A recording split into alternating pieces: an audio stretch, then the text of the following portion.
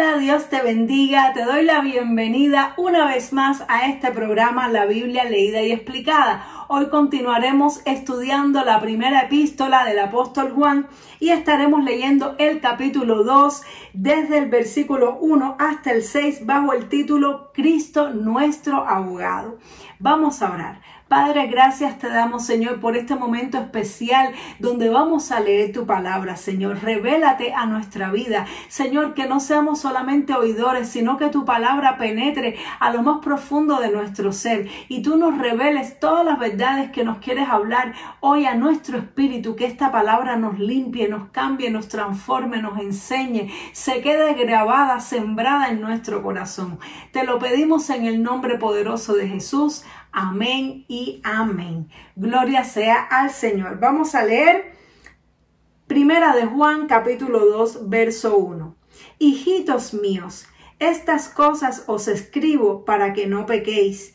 Y si alguno hubiera pecado, abogado tenemos para con el Padre, a Jesucristo el justo. Y Él es la propiciación por nuestros pecados, y no solamente por los nuestros, sino también por los de todo el mundo. Y en esto sabemos que nosotros le conocemos, si guardamos sus mandamientos. El que dice, yo lo conozco, y no guarda sus mandamientos, el tal es mentiroso, y la verdad no está en él. Pero el que guarda su palabra, en este verdaderamente el amor de Dios se ha perfeccionado. Por esto sabemos que estamos en él. El que dice que permanece en él debe andar como él anduvo. Gloria a Dios. Y nuevamente el apóstol Juan nos está enseñando, nos está instruyendo para que podamos discernir. Él nos está ministrando discernimiento, nos está enseñando de que hay personas que dicen una cosa pero que son otra. Desde el capítulo pasado estuvimos leyendo acerca de Dios y Él nos decía que Dios es luz y nos hacía ese contraste entre la luz y las tinieblas, pero ahora nos está hablando de Jesucristo como nuestro abogado, como nuestro intercesor, y nos está diciendo de que hay personas que dicen yo estoy en Cristo, yo permanezco en Cristo, pero no es verdad. Y Él quiere que nosotros aprendamos a discernir, tanto para que nos evaluemos a nosotros mismos, como también para que sepamos con quién estamos hablando, para que no seamos engañados, porque sabemos que estamos en el último tiempo. Y Juan sabía que iban a venir mucha apostasía. Él sabía que iban a suceder muchas cosas. Después lo vamos a leer en otras cartas como él lo menciona. Y él nos está preparando. Él quería preparar a la iglesia para poder discernir entre lo bueno y lo malo, entre la verdad y la mentira, entre lo que es real y lo que es un engaño. Y entonces él nos está diciendo que Él nos enseña estas cosas, número uno, para que no pequemos. Y volvemos y repetimos, no es que nosotros podamos realmente no pecar nunca, pero es para que permanezcamos limpios de pecado. Significa que Cristo es la propiciación de nuestros pecados, como Él dice que es nuestro abogado para con el Padre. Él nos defiende. ¿Qué significa? Que cada vez que tú y yo confesamos nuestros pecados y nosotros hablamos de nosotros mismos según la palabra de Dios, entonces entra la legalidad de Cristo, entra Jesucristo a defendernos, a cubrirnos, a limpiarnos, porque Él es la propiciación por nuestros pecados. Antes, en el Antiguo Testamento, había que hacer sacrificios por los pecados, había que sacrificar animales, corderos, pero todo esto era una sombra del sacrificio único y verdadero, el que realmente de una sola vez podía cubrir los pecados del mundo entero, porque así como el pecado entró por un hombre, que esto no los enseñó el apóstol Pablo, que fue por Adán, por Jesucristo entró la salvación, la justicia por un solo hombre. Quiere decir que así como en Adán todos fuimos constituidos pecadores, en Cristo todos somos constituidos justos para la gloria del Señor. Entonces, ¿qué dice? que si nosotros permanecemos en Cristo, si nosotros nos mantenemos en ese proceso de confesión, en ese proceso de estar en luz, de exponer nuestras vidas delante de Dios, no solamente va a ocurrir que vamos a tener comunión los unos con los otros, como aprendimos en el capítulo pasado, sino que también va a ocurrir que vamos a guardar sus mandamientos. Y esto es parte de la gracia que nosotros recibimos cuando recibimos a Cristo. Cuando nosotros venimos ante Él humillados y confesamos nuestro pecado, Él nos limpia, nos purifica y nos capacita para guardar su palabra. Él nos ayuda, Él nos da el poder que necesitamos para guardar su palabra, para vivir conforme a su voluntad y no conforme a nuestra voluntad. Y esto es lo que significa que Cristo sea nuestro Señor. Esto es una verdad que a mí en su tiempo me costó trabajo entender. Cuando yo vine a los caminos de Dios, yo acepté primeramente a Jesucristo como mi Salvador. ¿Por qué? Porque me hablaron de que había una eternidad, me hablaron de que había un cielo y un infierno, me hablaron de que Jesucristo iba a venir a buscar a su iglesia y solamente aquellos que tuvieran su nombre escrito en el libro de la vida se iban a salvar, aquellos que se hubieran arrepentido de sus pecados. Y yo dije, yo me quiero salvar, yo no me quiero ir para el infierno. Yo creí en la palabra de Dios, yo creí en el mensaje del evangelio, creí que Jesucristo era la propiciación por mis pecados y les recibí como mi Salvador. Pero hubo una parte del evangelio que yo no había entendido, tal vez o porque no me lo explicaron bien o tal vez porque mi corazón estaba muy necio y no lo podía entender en ese momento. Y lo que yo no entendí es que Jesús no solamente quería ser mi Salvador, sino también mi Señor. La parte que yo no había entendido es que una vez que nosotros recibimos a Cristo para que Él nos salve, nosotros pasamos a ser suyos.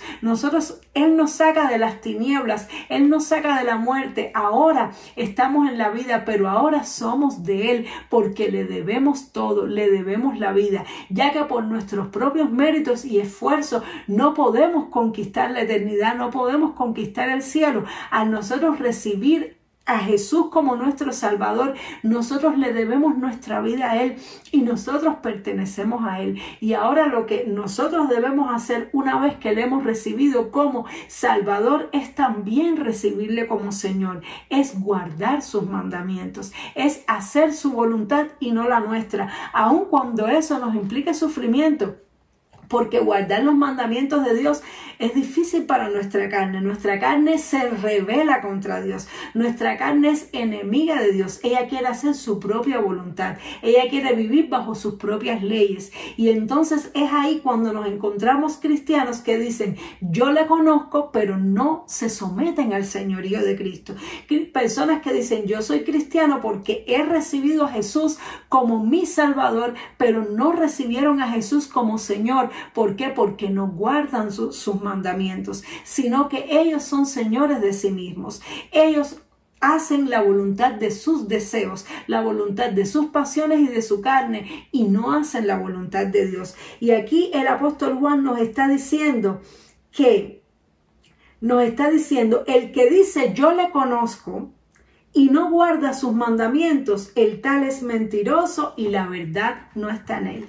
Eso significa que una persona que dice que conoce a Cristo porque creyó en Jesucristo como su Salvador, porque va a la iglesia, porque ora, esa persona de alguna manera está conociendo a Dios, pero no le conoce a profundidad. Todavía Cristo no mora en él, porque Cristo mora en nosotros cuando nosotros le recibimos como el Señor de nuestra vida. Cuando nosotros nos rendimos a Él, levantamos la banderita blanca como diciendo no puedo salvarme por mí mismo, no puedo vivir bajo mis conceptos. Y es lo que pasa, que a veces nosotros venimos a Cristo porque de alguna manera queremos recibir los beneficios de ser cristianos. Queremos la vida eterna, queremos la salvación, queremos una vida justa en la tierra, una vida decente, queremos las bendiciones, queremos que Dios nos ayude, nos dé fuerza, sabiduría, queremos que Dios nos sane de nuestras enfermedades, que nos bendiga y que nos prospere.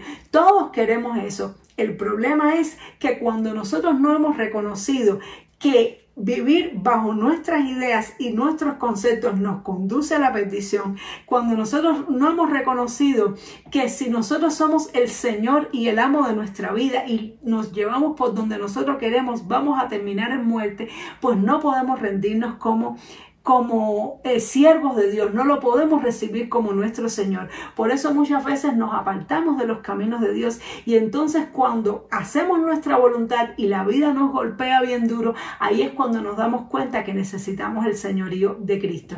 Eso me trae a la mente, me hace recordar la parábola del hijo pródigo. El hijo pródigo quería los bienes de su padre, quería la herencia, quería las bendiciones, pero no quería someterse a su padre. No quería que su padre le ordenara lo que él tenía que hacer. Él no quería el señorío de su padre. Él quería solamente la recompensa, la bendición de su padre. Y entonces, ¿qué hizo? Le dijo: dame mi parte de la herencia y yo me voy. Me voy porque no quiero estar sometido a ti. Me voy porque no quiero tu señorío. Quiero hacer mi voluntad. Quiero gastarme mis bendiciones como bien me parece. Y el padre lo dejó que experimentara. ¿Para qué? Para que él se diera cuenta de que sus propios deseos y lo que a él le parecía bueno le conducía a la destrucción y a la muerte. El hijo pródigo no podía darse cuenta de eso hasta que no lo experimentara, porque su corazón era necio. Y así mismo somos muchas veces nosotros. El Señor ha venido a nuestra vida, le hemos conocido, pero somos necios de corazón. No entendemos que lo mejor que nos puede pasar es tener el señorío de Dios. No entendemos que lo mejor que podamos hacer es rendir nuestra voluntad a Él, que el camino mejor para nuestra vida, que lo más sabio, que lo mejor que nos puede pasar es hacer la voluntad de Dios y no la nuestra, porque la nuestra nos puede conducir a la perdición.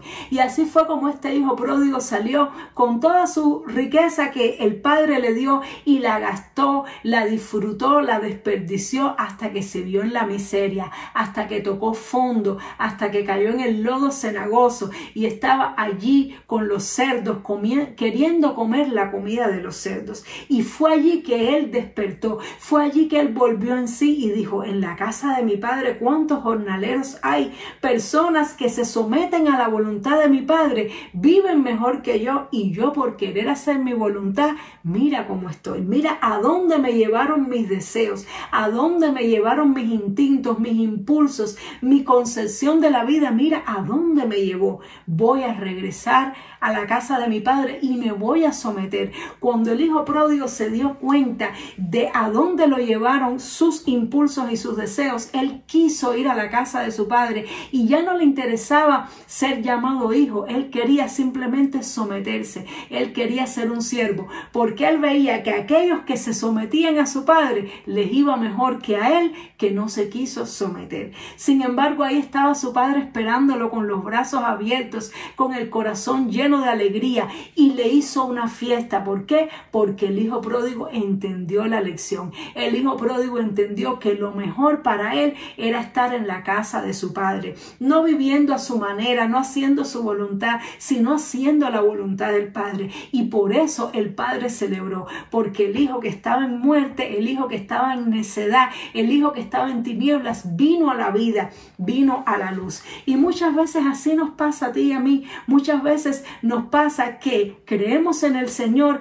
pero no hacemos sus mandamientos, no guardamos su palabra, porque pensamos que nuestras ideas son mejores, porque pensamos que nuestros caminos van a conducirnos a lugares más deleitosos que sus caminos. Y a veces el Señor nos tiene que dejar, nos tiene que permitir que desperdiciemos nuestra herencia, como hizo este hijo pródigo, y que caigamos en el lodo cenagoso, para entonces poder volver en sí y abrir los ojos y decir: Señor, lo mejor que puedo hacer es estar en tu casa, lo mejor que puedo hacer es estar en tus caminos. Eso yo lo experimenté. Primero recibí a Jesús como mi Salvador, y luego tuve que vivir cosas bien feas, tuve que experimentar lo que era hacer mi propia voluntad, hasta que descubrí que lo mejor que me puede pasar es hacer la voluntad de Dios. Y tuve que regresar como ese hijo pródigo, humillada y arrepentida, y en ese momento fue que realmente recibí a Jesucristo como el Señor de mi vida. Y ahora, cuando a mi vida vienen deseos de hacer cosas malas, no confío en mis propios deseos, no quiero hacer mi voluntad, vengo a Él y se los pongo pongo, Señor, mira la prueba que estoy pasando, mira la tentación que estoy viviendo, pero tú sabes que yo no quiero hacer mi voluntad, porque yo sé que para mí lo mejor es guardar tu palabra, lo mejor es hacer tu voluntad. Entonces, la persona que no ha llegado a este punto de quebrantamiento, la persona que no se ha dado cuenta que por su humana sabiduría y por su humano inteligencia, que por sus propios caminos no va a llegar a ningún lado bueno, no ha podido conocer todavía a Dios. El hijo pródigo tuvo que pasar por esto para conocer qué buen padre tenía. Tal vez él pensaba que su padre era un mal padre, no lo conocía, pero cuando él regresó, lo conoció incluso mucho más porque vio esa amor, esa misericordia que tuvo el Padre, que lo perdonó, que lo limpió, que lo lavó, que lo restituyó. Y es así cuando tú y yo venimos realmente arrepentidos, no solamente de nuestros pecados para no irnos para el infierno, sino que nos arrepentimos de nuestros propios pensamientos, de nuestras propias concepciones, de nuestra propia visión de la vida. Cuando entendemos que lo mejor es hacer la voluntad del Padre y no la nuestra, entonces es que estamos habilitados para conocer a Dios. Entonces es que tú y yo podemos recibir verdaderamente la gracia de Dios, conocer el amor, la misericordia y las profundidades del corazón de Dios, y entonces somos conocidos por Él. Por eso es que el Señor dijo, muchos en aquel día me dirán, Señor, Señor, en tu nombre hicimos milagros, hicimos esto, hicimos lo otro, y Él les dirá, apartados de mí, hacedores de maldad, yo nunca los he conocido. ¿Por qué? Porque son personas que creyeron en Jesús, pero no se arrepintieron de sus caminos, no se arrepintieron de su propia voluntad y no guardaron sus mandamientos. Por eso el que verdaderamente está en Él es el que guarda su palabra, el que sabe que lo mejor para su vida es hacer la voluntad de Dios. Por eso dice, pero el que guarda su palabra, en este verdaderamente el amor de Dios se ha perfeccionado. Por eso sabemos que estamos en Él. Es decir, en esta persona es que se perfecciona el amor de Dios. Esta persona es la que conoce a Dios. Esta persona es la que va a crecer y va a llegar a la madurez. La persona que es capaz de decir como Jesús, no sea lo que yo quiero, Padre, sino lo que tú. No se haga mi voluntad, sino la tuya. Y el que dice que permanece en Él, lo debe demostrar con su vida. Debe andar como Él anduvo. Si yo digo yo permanezco en Cristo, mi vida tiene que ser una evidencia. No significa que a veces no voy a cometer algún error, pero incluso mi actitud ante mis errores, mi actitud ante mis propios tropiezos tiene que evidenciar que yo permanezco en Él. Si me equivoco, tengo que pedir perdón. Si fallo, tengo que arrepentirme. Si le hago daño a alguien, tengo que pedirle perdón para que mi vida demuestre mi fe, para que mi vida demuestre lo que yo creo. Por eso es que el Señor dice, por sus frutos los conoceréis. No nos guiemos por el carisma de las personas, no nos guiemos por los dones de las personas, sino por los frutos, por su vida. Que sea una vida que manifieste que esa persona se somete a la palabra de Dios. ¿Y cómo podemos saber eso? Estudiando la palabra de Dios y sometiéndonos nosotros también a la palabra de Dios. Espero que haya sido de gran bendición esta clase para ti, este estudio bíblico, como lo ha sido también para mí. Le doy gracias a Dios por permitirme compartir este testimonio de mi vida contigo. Espero que haya sido de gran bendición. Y si tú tal vez estás luchando en que hay cosas que quieres hacer, pero ves que la palabra de Dios te dice que no y no entiendes por qué y te ves en esa lucha, pues recibe esta palabra hoy, sométete a Él, no esperes como el hijo pródigo a tener que estar junto a los cerdos para volver en sí, sino que hoy dile, Señor, ayúdame a agradarte, a hacer tu voluntad. Vamos a orar. Padre, gracias te damos, Señor, por el estudio precioso de esta palabra. Gracias por todo lo que hemos compartido, Señor, porque podemos sentir tu presencia, Señor, a través de esta meditación. Podemos sentir como tú nos estás ministrando a nuestros corazones, Señor. Ayúdanos a arrepentirnos cada día más. Ayúdanos a conocerte más. Perdónanos, Señor, por todas las veces que hemos hecho nuestra propia voluntad. Perdónanos por todas las veces que hemos pensado que vivir la vida a nuestra manera es mejor que vivirla a tu manera. Ayúdanos a guardar tus mandamientos, Señor, y ayúdanos a entender que lo mejor que podemos hacer es amoldarnos nosotros a tu palabra. Yo te ruego por la persona que está orando conmigo en esta hora. No sé qué luchas esté viviendo en su alma. Señor, qué tentaciones, qué pruebas pueda estar pasando. Revélale, Señor, estas verdades. Revélale que lo mejor, Señor, es guardar tu palabra, que tú eres un Dios bueno y misericordioso, justo, Señor, y que todo lo que tú nos pides no es para tu propio bien, es para nuestro propio bien, Señor. Ayúdale y dale fuerza para decirle que no al pecado, para someterse, Señor, a tu voluntad, para que podamos someternos a tu voluntad y no hacer la nuestra, que podamos dar muerte a nuestro yo, crucificar nuestro pecado, nuestros deseos, Señor, para guardar tu palabra, hacer tus mandamientos y andar como tú anduviste en la tierra. Te damos muchísimas gracias en el nombre poderoso de Jesús. Amén y amén. Gloria a Dios. Nos vemos, Dios mediante, en el siguiente programa para continuar estudiando la primera carta del apóstol Juan. Dios te bendiga mucho. Chao.